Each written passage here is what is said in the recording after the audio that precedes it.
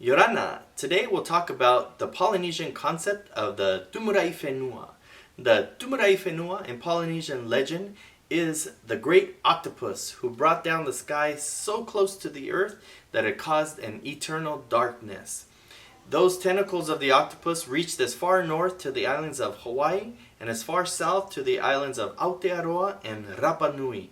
Of course, its tentacles reached out to the islands of Samoa, Fiji, Tonga, Whenuaʻanata, Tuamotu Islands, Rarotoa, Tahiti, of course, included, and Tupuai. Tupuai is very important because this is where the god Tane and the demigod Maui worked together to cut off the tentacle of the octopus and form the island of Tupuai, thus allowing for light to enter the earth or the world.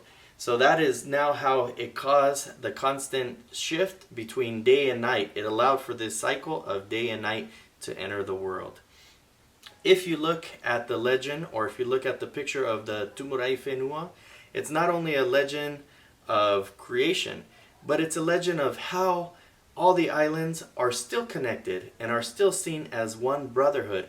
So no matter where you are, Hawaii, Tahiti, New Zealand, Fiji, Tonga, it's all connected as one people, as one island. Of course, at the center of this is Raiatea, which is seen as the center or the birthplace of all of Polynesian islands, that which holds the mana. Of course, everybody knows Taputapuatea, which is in Raiatea, is a place where Polynesians make a voyage yearly to give homage to where they come from.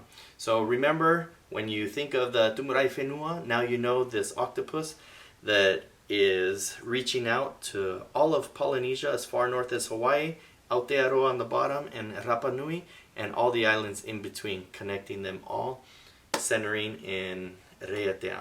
Tumu Raʻi Fenua.